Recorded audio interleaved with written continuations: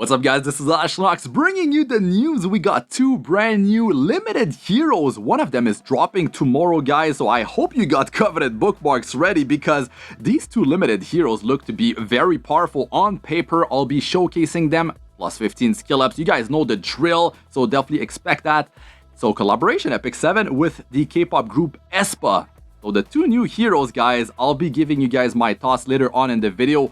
But man, the design of the skills, the heroes, the skill set, we got a lot of stuff going on in there. We got a Winter Fire Thief, and we have a Fire Soul Weaver as well. And man, okay, the armament, I'll give you guys my thoughts later on about this, but look at their design, very nice animations right there. And man, I can't wait to try these heroes out. We got ae-NINGNING. This is going to be a Fire Soul Weaver, and yeah, she's going to be countering teams that have barrier pretty hard. And this looks to be a hero that is going to be helping your team for offense as well. So I definitely like that, right? New side story with this collaboration. This artifact, guys, 5-star artifact, EOS. This thing is pretty beast for PvE content, guys. I mean, maybe even PvP. Look at that.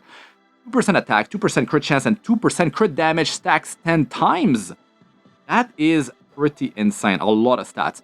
Exclusive equipment for my boy here. Haste. Skill number 1, CR push 15%. Skill number 1, 75% chance to inflict a bleeding effect on the target for 2 turns when using Envoy Sight. And the skill number 3, cooldown reduction 1 turn. That's going to be better for PvP, the skill 3. And we also have exclusive equipment for Bomb Model Kana.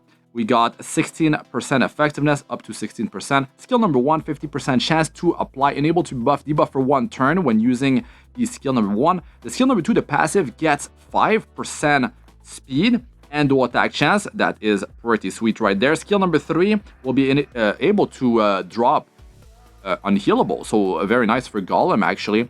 Assassin Sid, man, that is going to be very hype for me. Effectiveness up to 16%. We got 10% more defense break on the skill number 1, the chance, and the skill number 2 is where it's at with the skill number 3. Got great attack buff if someone dies with the skill number 2. Skill 3, you remove a buff before the execute, so that's cool. That is definitely cool. If they have immunity, you're trying to remove that to put silence on them and push back their combat sureness.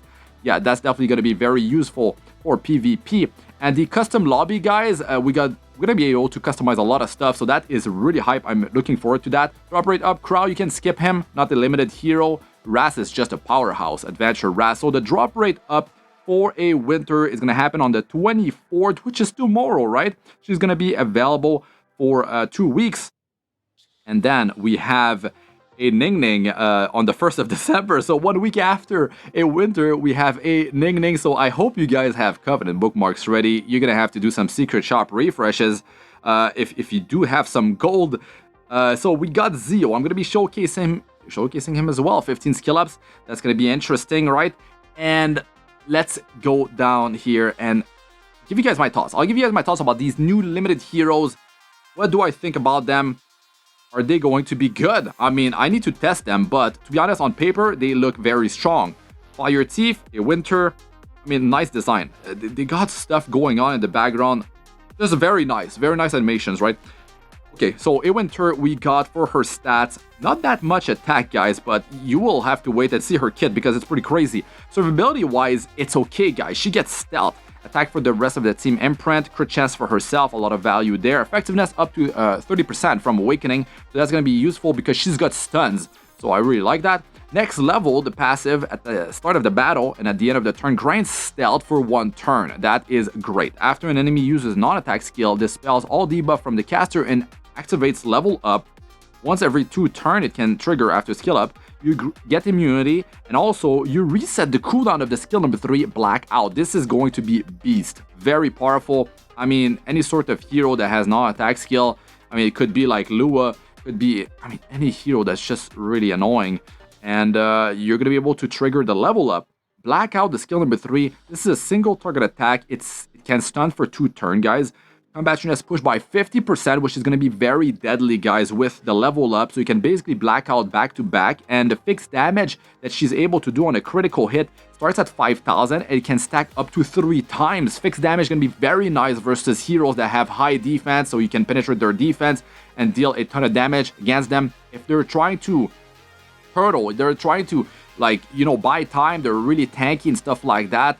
Long battle, you can keep her alive, man. She's going to be dealing a lot of damage with the fixed damage on the skill number 3. So stun on the skill number 1, 40% chance, 100% if you have the soul burn 10 souls, so that's going to be reliable. Hopefully you have the effectiveness and the enemy doesn't have so much effect resistance, or maybe they're, you know, hopefully they're not ice, right? So the stuns is always very powerful because they lose their whole turn, right? And they have to rebuild their combationist. The armament is her artifact, and this thing gives 15% crit chance no matter what, no many of them you have, which is very good. But the barrier here is based on the character level, so you need to use non-attack skill to get the barrier based on your level, right? And I mean based on the level, right? So at plus 15 is going to be level 45 barrier. At maximum enhanced, maximum limited break is going to be a level 60 barrier. And to be honest, like, barrier based on level doesn't seem to be that strong, so I guess it's going to be, yeah, if you really want it, but the 15% crit chance is actually quite a bit of value. So right here we got our next hero, ae-NINGNING, and this hero is a Fire Soul Weaver. This hero will be able to counter barrier teams pretty hard and bring the pain, because she's going to be able to support the highest attacker in the team to provide them with attack buff and do some CR pushing, guys. She's got 114 base speed. This is actually very nice for a Soul Weaver. Her survivability, high defense, pretty nice health actually. So together, all in all, that's nice. She's got attack for the rest of the team, effectiveness for herself or imprint. Skill number 3 attacks all enemies and inflict barrier inversion and dispelling 2 buffs before increasing combativeness of the caster by 50% after skill ups. When the target is granted a barrier, combativeness increase is doubled, which is crazy because you're gonna be able to get a full turn unless there's a PYLOT, right? But then that means you can skill 3 into skill 2 or skill 3 into the skill number 1. That is going to be very powerful. This has a 4-turn cooldown after skill ups. And yeah, you can definitely see that the barrier inversion is removing the barrier and dealing the damage based on how much health the barrier was providing for them, right? Removing the buffs as well. Very, very nice stuff, right? Attacks the enemy, decreasing combativeness by 30% with the skill number 2. Attack buff for the ally with the highest attack that is accepted for the caster, of course, and increase combativeness by 30%. Now this is pretty beast, guys. 2-turn cooldown on that thing, so you're gonna be able to just straight up have 100% uptime on the attack buff on the highest attacker in the team, which is definitely something I like. Skill number 1 attacks the enemy with Sam Bear and has a, what is it? Yeah, 40% chance to stun for 1 turn.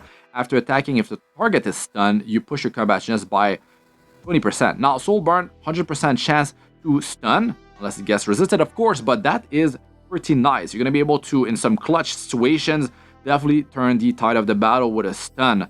So that can definitely be very powerful. Her artifact, now this is pretty game breaking right here. You can wear this on Soul Weavers, you can wear this on multiple Soul Weavers, and if you use a non-attack skill, you push your combat chance between 15% all the way up to 20% if you have it fully maxed out plus 30, and it removes between 15 up to 20 souls from the enemy. That is insane, guys. This is insane. This is like, I mean, not completely like having a billion, but you can nullify a Tegil's Ancient Book if you have this thing maxed out. So that's going to be annoying for teams that are cleaving and stuff like that, that rely on souls, Tegil's Ancient Book, right? So if you put that on Elena, it just happens automatically. So let us know what you guys think about all that in the comment section. That's it for this one. I'm Astranox. Good luck with all ya do. Peace out for now.